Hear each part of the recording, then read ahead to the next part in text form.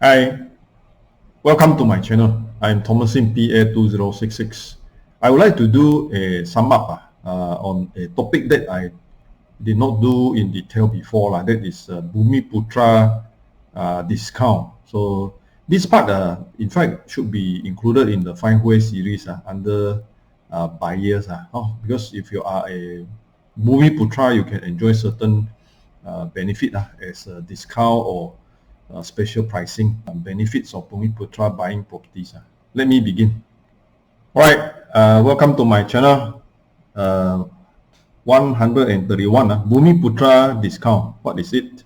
I'm Thomasin PA2066. Today is 9th of February 2023.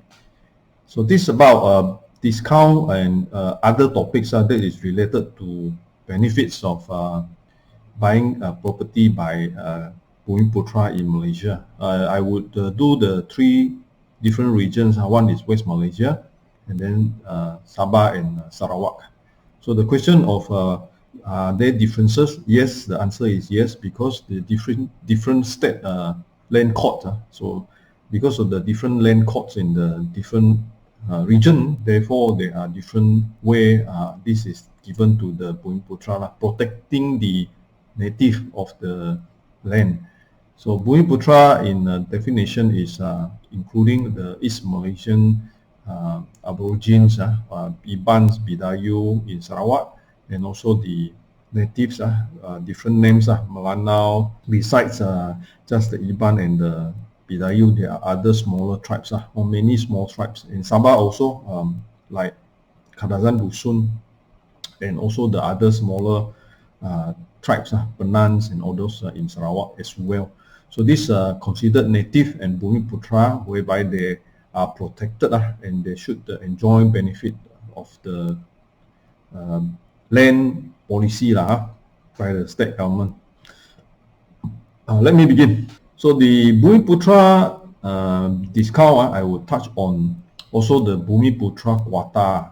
So the extract, I get it from Halim Hong and Kueh. This law firm, and thanks to this extract, I can give you what is the basis or the origin of the Bumi Putra Quota. So as you read, in 1971, after the May 13 incident, 1969, the May 13 incident, the national policy which came out during Tun Razak time for the national new economic policy NEP, and under this NEP, government would want to ensure Bumi Putra Quota being given in allocation of resources, and this part is in real estate by a mandatory minimum quota of 30% of all the development, a minimum 30% given to Bumi Putra, as well as a minimum of 7% discount.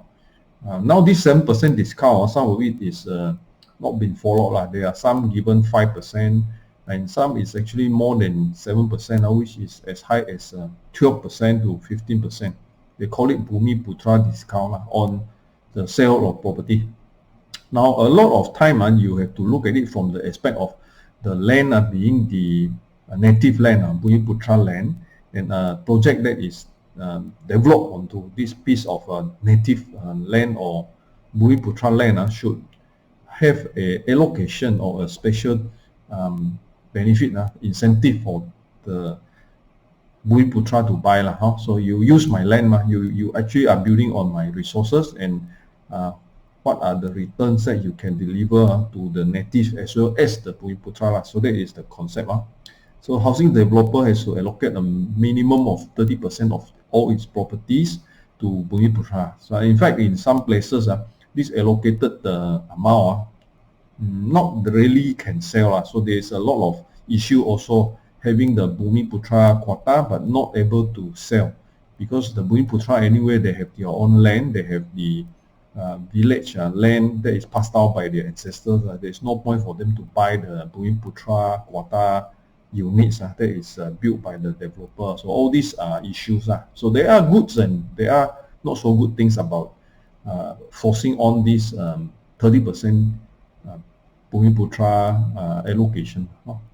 So the discount 7% to 15%, as is mentioned. The purchase of Bumi Putra lots is subjected to Bumi Putra discount, and this is mainly seen in West Malaysia, but not seen in East Malaysia. In fact, in Sarawak and Sabah, there is no Bumi Putra discount, but there is a special program that the state allocates certain housing for the Bumi Putra. They can buy a certain price, much affordable price, and able to enjoy the special benefit lah. So later we will see some of these projects and some of these plans that is laid out by the state government, especially the Sarawak state government.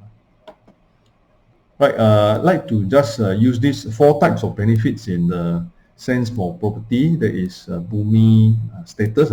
One is the native rights, and this native right types of property or land is actually in different region being called different name lah. So in my state, Sarawak, it is called native area land.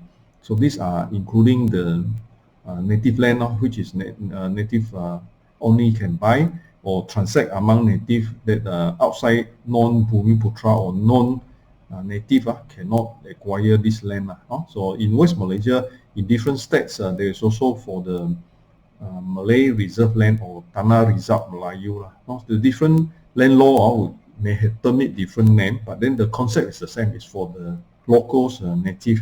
And a lot of this type of native right lands or native land cannot be transacted to a non-native, or to a non-native here can mean to a different race, or it can be also to a geographical state. That means a state like Kelantan, you cannot own the Kelantan native land or Rizab Melayu, even though you are a Malay but residing outside of Kelantan. If you are not from Kelantan, you cannot own such a land.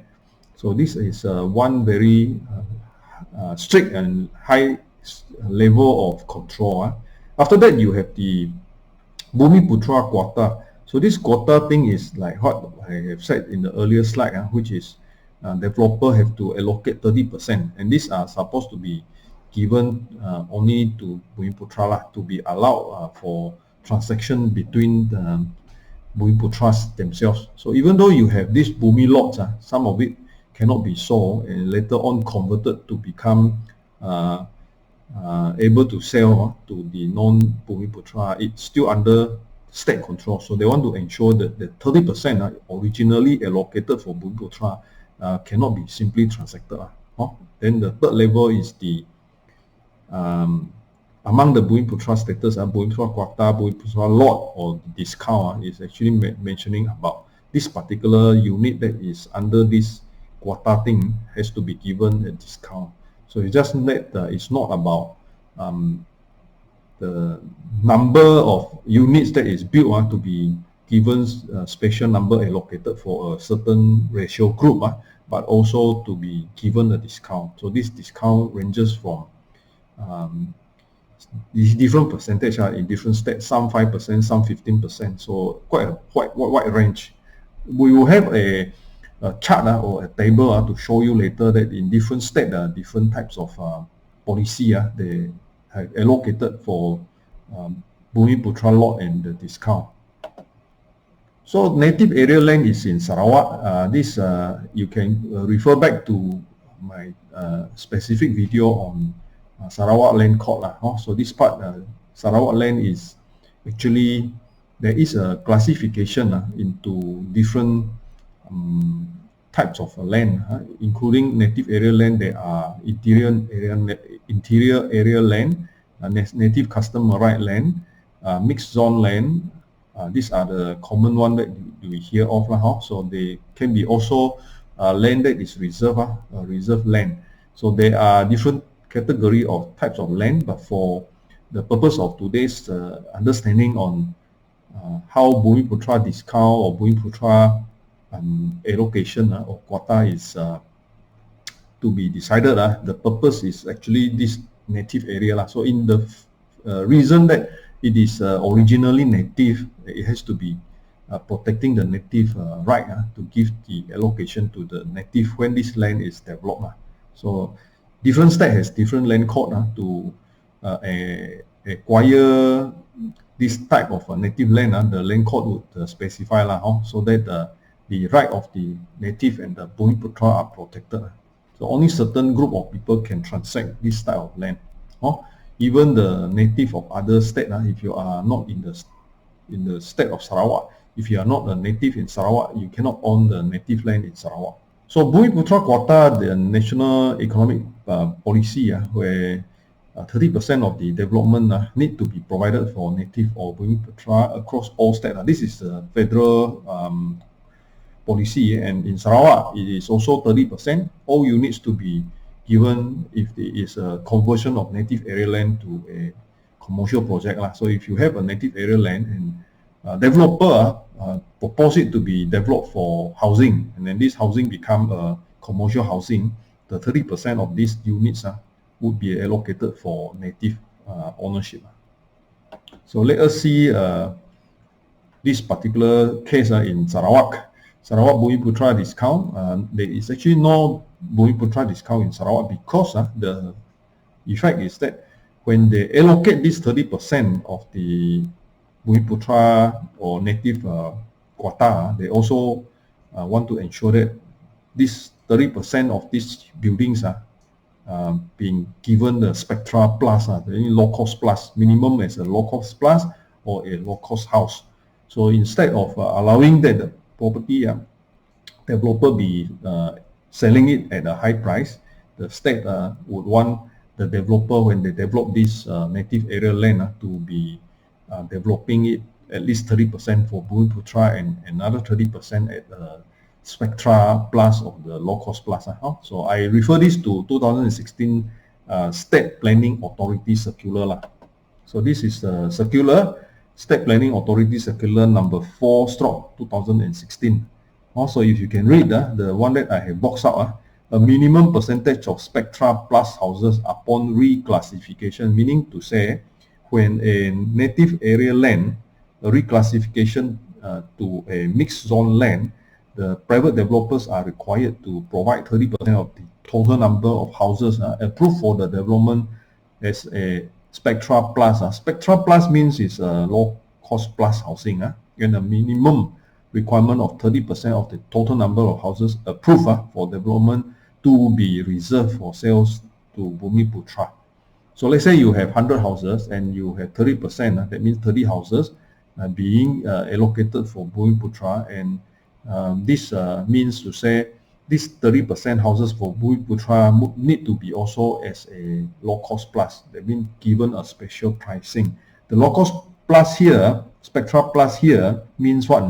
You refer to part 2. Maximum price of the Spectra Plus houses is actually affordable Spectra Plus. Terrace house must be priced not exceeding 150,000, and then the intermediate lots and all those not exceeding 198,000. So of course, the developer, in the case of the 100 units of terrace houses, the 30 units are sold at this special pricing, but then the remaining would be sold at maybe 300,000 or even 350,000.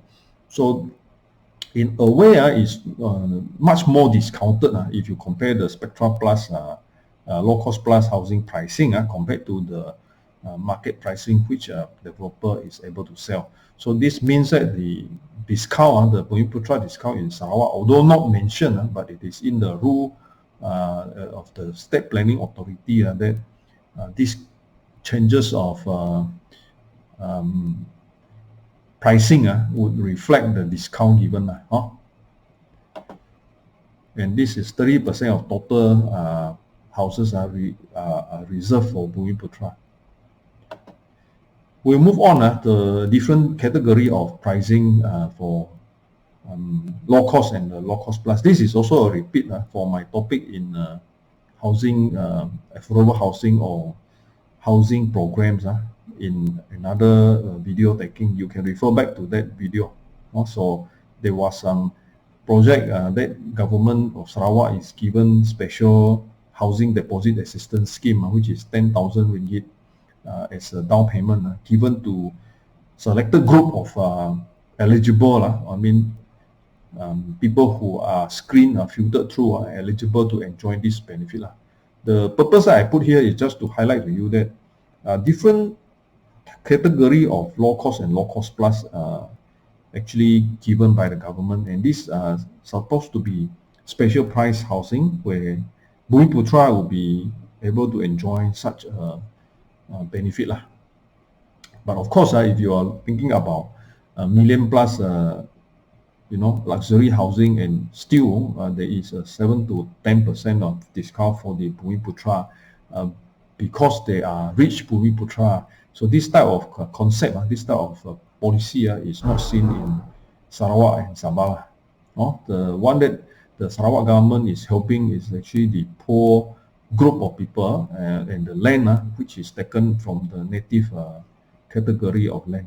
Sri Pertiwi is actually a category of low medium cost, whereby the 270 and 295,000. This is the table for the median income Malaysia, household income Malaysia. So you can see, I can click for you to see the B40 actually composed of other category, the B1, B2, B3, B4, for the government to analyze and see the affordability of housing to be directed to this group of rakyat. So Bumi lots in West Malaysia, in fact, the name called Bumi lots is in fact referring to project that is allocated a 30% Bumi Putra quota. So these are Bumi lots across various price range. So in West Malaysia, when you are producing housing for medium range or market value, some of this can be in millions or so. So this need to be allocated a 30% Bumi Putra quota. So all development project would have a 30% Bumi Putra quota, which you need to allocate for a Bumi Putra discount for these types of Bumi lots. So there are various price range, and many of it is also not sold because of the fact that some of it, like normal scenario, you can't afford. A lot of people cannot afford, so you are selling at beyond the affordability of major category of buyer. You have unsold units. So these unsold units, the developer would try and get permission by writing to the authority in the local state. So writing to the state authority and ask to sell units under Bumi Putra lots to sell to the non-Bumi. But these Bumi lots actually in the land category is allocated as a Bumi lot. It will not change even though it is approved to be sold to a non-Bumi. So overall, this is like policy of the government is to benefit the Bumi. So this amount of Bumi lots in the future, even it is held as a owner by a non-Bumi, the subsequent sales also need to get approval from the state authority. So it's not that the non-Bumi lot now, because it's been open to non-Bumi, you will be released. So it is not that the Bumi lot has been released to become a normal lot. It is still a Bumi lot. It's just that approval was given to be purchased by a non-Bumi, and the subsequent sale to another person need to be approved by the state. So buying a Bumi lot, when you are not a Bumi status, you are non-Bumi, eventually would have problem. You want to sell it to another person unless it's a Bumi. So you can sell back to a Bumi without a problem because he is a Bumi, he can own the Bumi lot. But for a non-Bumi who sort of acquired this Bumi lot due to approval, subsequent sale to another non-Bumi would still have to get the approval from the state. So Bumi discount is different. Bumi discount is in West Malaysia, whereby these Bumi lots are given special price discount. So not heard in East Malaysia side. In Sarawak, it's not in practice, but in Sabah, it has been proposed to the State Assembly to have a 5% for this Bumi allocated quota. Again, just to attract your attention, I was talking about this Bumi quota discount endorsement on title. So per list, you see 30 to 50% depending on the state consent to be given as a Bumi quota. And the Kedah is 30 to 50%, commercial 30%, Penang is 30% of all properties, including the medium cost or even the normal market value or according to the commercial property promoted. So all properties has to be 30% Bumi Putra. And the Perak also state alienated land 30%, private land 20%. In Pahang, a minimum of 30% depending on the state exco's decision based on location and the project. Terengganu, if it is private land, 30% is surrender, and the re-alienated project is 50%. So if you refer to this chart, you understand that the land that is to be converted or the land that is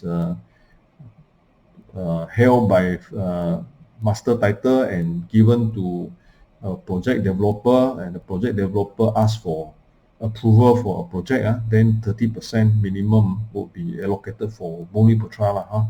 So you look at the discount minimum 5%, 5%, or 7 to 7.5% depending on state. Then endorsement of the title, this is particularly important. I just read. Kedah, it is endorsed in the title. So when that is endorsed in the title, it means that when it's a Bumi lot, it will be forever Bumi lot inside the title. Local authority for mainland Penang will indicate which units are reserved for Bumi buyer at a subdivision stage. When it is, for example, 100 units of condominium, and during the subdivision, the title need to come out for parcel title. The parcel title for the Bumi lot to be endorsed with Bumi lot in the title document. So no way that you can take it off. In fact, eventual change of hand also, it will be under the Bumi. Perak, no endorsement on the title, but the Menteri Besar consent is required for sub-sale for Bumi lots. So in the Bumi lots, if there is any sub-sale, you would have to get a Menteri Besar consent. It will take time, of course. Pahang no longer endorsed, but market for administration purpose is in land office. So it will be in the hand of the land office in Pahang to ensure that this Bumi allocated quota, when it is transacted, it will be approved by the land office. Not endorsed, but many property require state consent for transfer. So Terengganu also, those type of Bumi allocated houses need to go through the state consent. So let's say Kelantan, mostly Malay reserve land. So mostly reserve land means Tanah Rizab Melayu are only able to be transacted among Kelantanese who are Malay origin. So in the case of Selangor, residential depends on state constitution as per Lembaga Perumahan dan Hartanah Selangor Blueprint Perumahan Negeri Selangor Darul Ehsan, and commercial 60% and industrial 50%, or industrial units 40% for 150,000. 7% discount housing except block costs, 10% for commercial, and 10% industrial for Selangor, not endorsed. Kuala Lumpur, 30% of all housing and commercial units, 5% discount. Negeri Sembilan, 30%, 10% except block costs for Negeri Sembilan discount. And Melaka is residential 40% for kawasan Kesidang, Kota Laksamana, and Bandar Hilir, 60% in other areas. So all these land that is probably restricted among the native or the locals. Commercial is 35% for kawasan Kesidang, Kota Laksamana, and Bandar Hilir, 40% in other areas. And on top of that, given 5% and 15%. For Johor, it is 40% for all residential, commercial, industrial. Before 2004, 40% allocated for Bumi Quota. And probably in also different pricing. Here it says that selling price less than certain amount, then there is 40% reserved for Bumi Putra. And if it is above certain amount, then 30%. So this is similar concept like Sarawak, where when it is protecting the locals and the native, they would want a development percentage be allocated for a certain category of price. So this is for helping the affordable housing. And here on endorsement, Bumi owners who wish to resell to non-Bumis must seek approval, as I mentioned just now.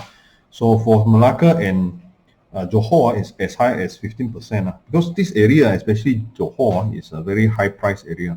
So when there is a Singaporean buying into Johor, it's very high price, so they need to have protection for the benefit of the local Bumi Putra. So conclusion for my video taking on this part, the discount and the quota, Bumi discount, Bumi quota, and the Bumi lots. Just to emphasize that there are 4 general types of policy that to give special protection to the Bumi Putra for the benefit of owning property. So first type is the more like a law inside the land court, the native right, native customary right, or native land, interior native should the holding of the land should be in the title, so it cannot be transacted to other non-native, Bumi and reserve. So Bumi Putra or reserve, that means in the land court of the state, it protects the certain amount of land cannot be transacted. Then above that, if there's such land that is to be transacted, then they will be given a quota. And on the commercial land or on normal, mixed zone land in Sarawak, non-native land, even though when you need to get approval, it is 30% NEP the policy that 30% quota is given to Bumi. So these are called the Bumi lots, subject to approval. And the Bumi lots also must enjoy some discount ranging from 5% to 15% depending on state. So we saw in Johor is 15%. In some states it's lower, 5% or 10% or 7%. Ongoing changes by the state decision. Thank you. I am doing some website. So this is a summary of the website. On the e-learning part, I have the estateagentexam.com. On the platform for advertising, I have contract2you.com, which is IPI ranking of property, and also findhui.info, which is for geo-linking of businesses. I have most my videos are grouped inside the My Real Property Online. Thank you for coming to my channel. I'm Thomas PA2066. This is my mobile number and the website addresses. Thank you so much.